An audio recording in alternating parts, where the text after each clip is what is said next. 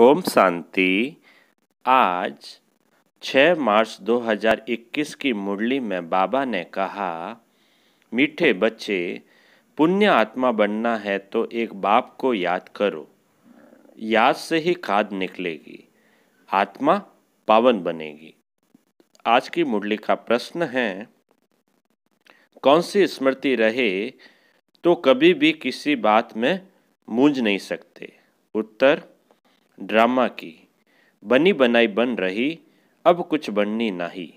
यह अनादि ड्रामा चलता ही रहता है, इसमें किसी बात में मूंझने की दरकार नहीं। कई बच्चे कहते हैं, पता नहीं यह हमारा अंतिम 84वां जन्म है या नहीं, मूंझ जाते हैं। बाबा कहते, मूंझो नहीं, मनुष्य से देवता बनने का पुरुषार्थ करो। अब सुनते हैं मुरली विस्तार से। ओम शांति। बच्चों को ओम शांति के अर्थ का तो पता है कि मैं आत्मा हूँ और मुझ आत्मा का स्वधर्म है शांति। मैं आत्मा शांत स्वरूप शांति धाम की रहने वाली हूँ। यह लेसन पक्का करते जाओ। ये कौन समझाते हैं? शिव बाबा। याद भी करना है शिव बाबा को। उनको अपना रथ नहीं है, इसलिए उनको बैल दे देते हैं। मंदिर में भी बैल रख दिया है।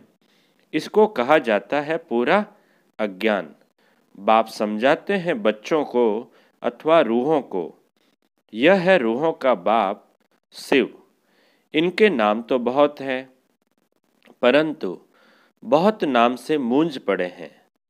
वास्तव में इसका नाम है शिव। शिव जयंती भी भारत में मनाई जाती है। वह निराकार बाबा है, आकर पतितों को पावन बनाते हैं। कोई ने भागीरथ, कोई ने नंदीगण कह दिया है। कोई ने भागीरथ तो कोई ने नंदीगण कह दिया है। बाप ही बताते हैं कि मैं कौन से भाग्यशाली रथ में आता हूँ।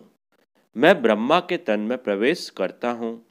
ब्रह्मा द्वारा भारत को स्वर्ग बनाता हूँ।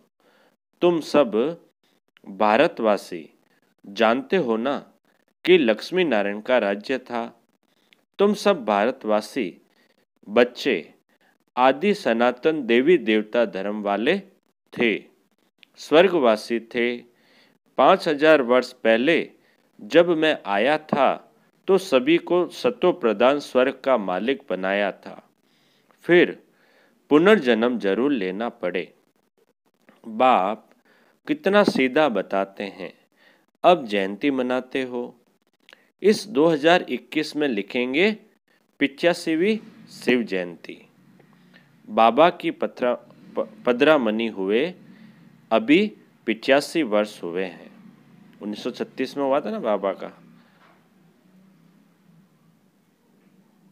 तो अभी 85 वर्ष हो गए 2021 में। फिर साथ साथ ब्रह्मा विष्णु शंकर की भी पदरामनी है। त्रिमूर्ति ब्रह्मा की जयंती कोई दिखाते नहीं है।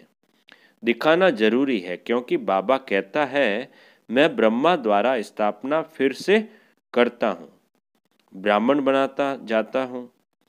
तो ब्रह्मा और ब्राह्मण वंशियों का भी जन्म हुआ।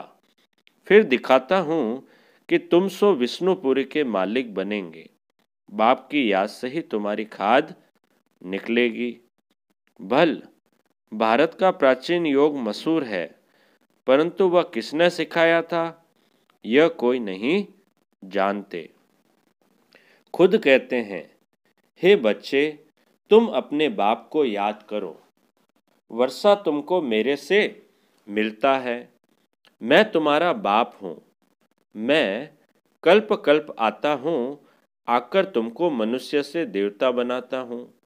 क्योंकि तुम देवी देवता थे, फिर 84 जन्म लेते लेते आकर पतित बने हो। रावण की मत पर चल रहे हो। ईश्वरीय मत से तुम स्वर्ग के मालिक बनते हो। बाप कहते हैं, मैं कल्प पहले भी आया था। जो कुछ पास होता है वह कल्प कल्प होता ही रहेगा। बाप फिर भी आकर इनमें प्रवेश करेंगे, इस दादा को छुड़ाएंगे, फिर इन सब की परवरिश कराएंगे। तुम जानते हो कि हम ही सतयुग में थे। तुम जानते हो कि हम ही सतयुग में थे। हम भारतवासियों को ही 84 जन्म लेना पड़े। पहले पहले तुम सर्वगुण संपन्न 16 कला संपूर्ण थे, यथा राजा रानी तथा प्रजा नंबरवार। सब तो राजा नहीं बन सकते, तो बाप समझाते हैं सतयुग में तुम्हारे 8 जन्म, त्रेता में 12 जन्म। ऐसे ही अपने को समझो कि हमने ये पाठ बजाया है। पहले सूर्यवंशी राजधानी में पाठ बजाया, फिर चंद्रवंशी में, फिर नीचे उतरते वाम मार्ग में आए, फिर हमने 63 जन्म लिए। भारतवासियों ने ही पूरे 84 जन्म लिए हैं, और कोई धर्म वाले इतने जन्म नहीं लेते हैं। गुरु नानक को 500 वर्ष हुए, करीब उनके 12 से 14 जन्म होंगे। यह हिसाब निकाला जाता है। क्रिश्चियन ने 2000 वर्ष में 60 पुनर्जन्म लिए होंगे। वृद्धि होती जाती है, पुनर्जन्म लेते जाते हैं। बुद्धि में ये विचार करो तो हमने ही 84 जन्म भोगे हैं। फिर सतोप्रधान बनना है। जो कुछ पास हुआ ड्रामा, जो ड्रामा बना हुआ है वह फिर रिपीट होगा।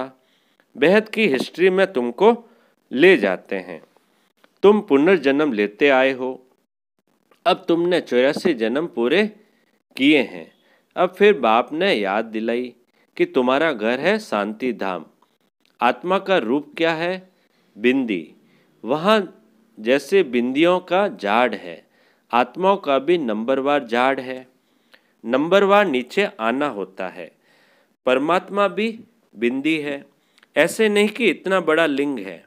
बाप कहते हैं कि तुम हमारे बच्चे बनते हो, तो मैं तुमको स्वर्ग का मालिक बनाता हूँ। पहले तुम हमारे बने, फिर मैं तुमको पढ़ाता हूँ। कहते हो बाबा हम तुम्हारे हैं, साथ साथ पढ़ना भी है। हमारे बने और तुम्हारी पढ़ाई शुरू हो गई। बाबा कहते कि यह तुम्हारा अंतिम जन्म है, कमल फूल समान पवित्र बनो। बच्चे वायदा करते हैं बाबा हम आपसे वर्षा लेने के लिए कभी पतित नहीं बनेंगे। 63 जन्म तो पतित बने हैं। यह 84 जन्मों की कहानी है। बाबा आकर सहज कर बताते हैं, जैसे लौकिक बाप बताते हैं ना, तो यह है बेहद का बाप। वह आकर रूहों से बच्चे बच्चे का बात करते हैं। शिवरात्रि भी मनाते हैं ना। यह है आधा कल्प का दिन और आधा कल्प की रात। अभी है रात का अंत और दिन के आदि का संगम। संगम युग चल रहा है ना, कलयुग का अंत और सतयुग का आरंभ। भारत सतयुग था तो दिन था। सतयुग त्रेता को ब्रह्मा का दिन कहा जाता है। तुम ब्राह्मण हो ना, तुम ब्राह्मण जानते हो कि हमारी अब रात्रि है। तमो प्रधान भक्ति है। दर दर धक्के खाते रहते हैं, सबकी पूजा करते रहते हैं। टिवाटे की भी पूजा करते हैं, मनुष्य के शरीर की भी पूजा करते हैं। सन्यासी लोग अपने को शिवो अहम कह बैठ जाते हैं। फिर माताएं जाकर उनकी पूजा करती है। बाबा बहुत अनुभवी है। बाबा कहते हमने भी बहुत पूजा की है।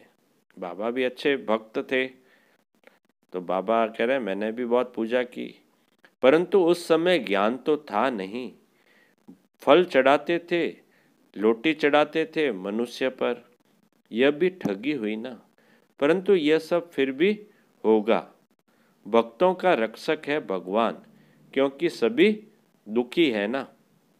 बाप समझाते हैं कि द्वापर से लेकर तुम गुरु करते आए हो और भक्ति मार्ग में उतरते आए हो। अभी तक भी साधु लोग तो साधना करते हैं। बाप कहते हैं कि उन्हों का भी मैं उद्धार करता हूँ। संगम पर तुम्हारी सदगति हो जाती है। फिर तुम 84 जन्म लेते हो।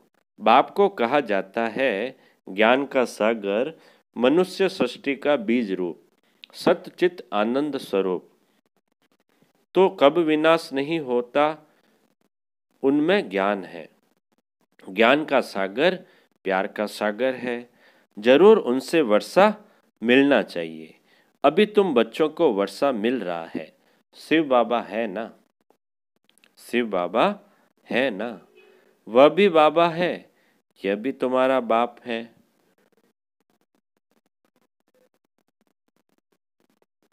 फिर शिव बाबा ब्रह्मा द्वारा तुमको पढ़ाते हैं, इसलिए प्रजापिता ब्रह्मा कुमार कुमारियां कहा जाता है। कितने ढेर बिके हैं, कहते हैं कि हमको डाडे से वर्षा मिलता है। बच्चे कहते हैं बाबा हमको नरकवासी से स्वर्गवासी बनाते हैं। कहते हैं हे बच्चे, मामे कम याद करो तो तुम्हारे सिर पर जो पापों का बोझा है वह भस्म हो जाएगा। फिर तुम सतो प्रधान बन जाएंगे। तुम सच्चा सोना सच्चे जेवर थे। आत्मा और शरीर दोनों सतो प्रधान थे। आत्मा फिर सतो रजो तमो होती है, तो शरीर भी ऐसा तमोगुणी मिलता है। बाप तुमको राय देते हैं कि बच्चे मुझे याद करो, मुझे बुलाते हो ना कि हे पतित पावन आओ। भारत का प्राचीन राजयोग मशहूर है, वह अब तुमको सिखला रहा हूँ कि मेरे साथ योग रखो तो इससे तुम्हारी खाद जल जाएगी। जितना याद करेंगे उतनी खाद निकलती जाएगी। याद की ही मुख्य बात है। नॉलेज तो बाप ने दी है। सतयुग में यथा राजा रानी तथा प्रजा सब पवित्र थे, अभी सब पतित है। बाप कहते हैं कि इनके बहुत जन्मों के अंत के जन्म में मैं प्रवेश करता हूँ। किनके? ब्रह्मा बाबा के। इसको कहा जाता है भाग्यशाली रथ। यह पढ़कर फिर पहले नंबर में जाते हैं। नंबरवार तो बनते हैं ना, मुख्य एक नाम होता है। बाप ने बच्चों को 84 जन्मों का राज अच्छी रीति समझाया है। तुम आदि सनातन देवता धर्म के हो, न कि हिंदू धर्म के। तुम कर्म धर्मश्रेष्ठ थे, फिर रावण के प्रवेश होने से धर्म कर्म भ्रष्ट हो गए हो। अपने को देवी देवता कहलाने में लज्जा आती है, इसलिए हिंदू नाम रख दिया है। वास्तव में आदि सनातन देवी देवता धर्म के थे। तुमने 84 जन्म लिए हैं, फिर पतित बन गए हो। 84 का चक्र भारतवासियों के लिए है। वापिस जाना तो सबको है, पहले तुम जाएंगे। जैसे बारात जाती है ना, शिव बाबा को साजन भी कहते हैं। तुम सजनिया इस समय छीछी तमो प्रधान हो, उनको गुलगुल बनाकर ले जाएंगे, आत्मा को पावन बनाकर ले जाएंगे।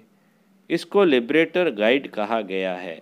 बेहद का बाप ले जाता है। उनका नाम क्या है? शिव बाबा। नाम शरीर पर पड़ता है, परंतु परमात्मा का शिव ही नाम है।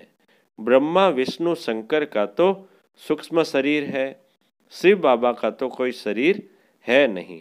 उनको शिव बाबा ही कहते हैं। बच्चे कहते हैं हे माता पिता, हम आपके बालक बने हैं। दूसरे तो पुकारते रहते हैं क्योंकि उनको पता नहीं है।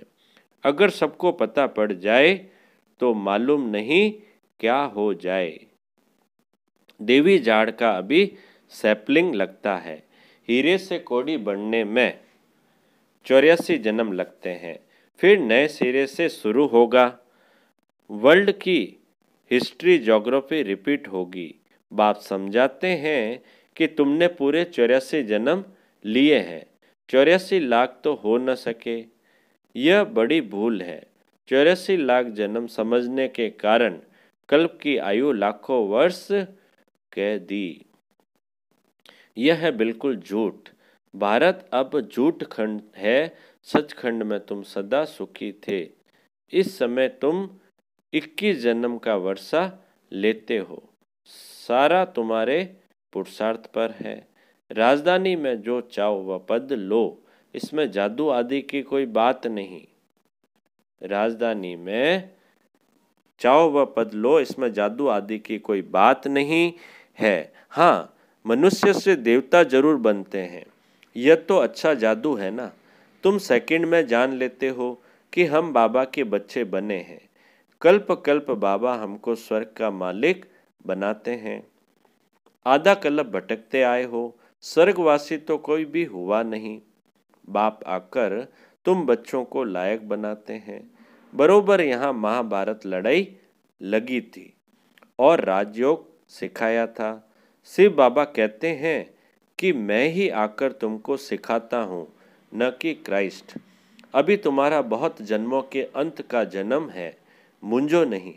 तुम भारतवासी हो, तुम्हारा धर्म बहुत सुख देने वाला है और धर्म वाले तो वैकुंठ में आ नहीं सकते। यह भी ड्रामा अनादि चलता रहता है, कब बना यह कह नहीं सकते। इसकी नो एंड। वर्ल्ड की हिस्ट्री ज्योग्राफी रिपीट होती है। यह है संगम युग, छोटा युग। चोटी है ब्राह्मणों की। बाप तुम ब्राह्मणों को देवता बना रहे हैं, तो ब्रह्मा के बच्चे जरूर बनना पड़े। तुमको वर्षा मिलता है डाढ़े से। जब तक अपने को बीके नहीं समझें, तब तक वर्षा कैसे मिले। फिर भी कोई कुछ न कुछ ज्ञान सुनते हैं तो साधारण प्रजा में आ जाएंगे। आना तो जरूर है। शिव बाबा ब्रह्मा द्वारा ब्राह्मण, देवता, क्षत्रिय धर्म की स्थापना करते हैं। सिवाय गीता के दूसरा कोई भी शास्त्र है नहीं। गीता है ही सर्वोत्तम देवी धर्म का शास्त्र, जिससे 3 धर्म स्थापन होते हैं। ब्राह्मण भी यहाँ बनना है, देवता भी यहीं बनेंगे। अच्छा बाप दादा बोले। मीठे मीठे सिक्के लदे बच्चों प्रति माता पिता बाप दादा का याद प्यार और गुड मॉर्निंग। रूहानी बाप की रूहानी बच्चों को नमस्ते। हम रूहानी बच्चों की रूहानी बाप दादा को याद प्यार, गुड मॉर्निंग और नमस्ते नमस्ते नमस्ते। सदा रहेंगे हंसते हंसते, बन जाएंगे फरिश्ते। वाह बाबा वाह, वह मेरा भाग्य। अब पूरी मुरली में से धारणा के लिए मुख्य सार में पहला पॉइंट, हर एक के निश्चित पाठ को जान सदा निश्चिंत रहना है। बनी बनाई बन रही ड्रामा पर अडोल रहना है। दूसरा पॉइंट है धारणा का, इस छोटे से संगम युग पर बाप से पूरा वर्षा लेना है। याद के बल से खाद निकाल स्वयं को कौड़ी से हीरे जैसा बनाना है।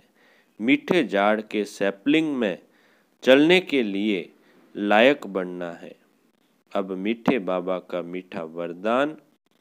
आश्चर्यजनक दृश्य देखते हुए पहाड़ को राई बनाने वाले साक्षी दृष्टा भव। आश्चर्यजनक दृश्य देखते हुए पहाड़ को राई बनाने वाले साक्षी दृष्टा भव। विस्तार है। संपन्न बनने में अनेक नए नए व आश्चर्यजनक दृश्य सामने आएंगे, लेकिन वह दृश्य साक्षी दृष्टा बनावे, हिलाए नहीं। साक्षी दृष्टा के स्थिति की सीट पर बैठकर देखने व निर्णय करने से बहुत मजा आता है, भय नहीं लगता। जैसे कि अनेक बार देखी हुई सीन फिर से देख रहे हैं। वह राजयुक्त योगयुक्त बन वायुमंडल को डबल लाइट बनाएंगे। उन्हें पहाड़ समान पेपर भी राई के समान अनुभव होगा। स्लोगन है, परिस्थितियों में आकर्षित होने के बजाय उन्हें साक्षी होकर खिल के रूप में देखो। परिस्थितियों में आकर्षित होने के बजाय उन्हें साक्षी होकर खेल के रूप में देखो। अच्छा, ओम शांति।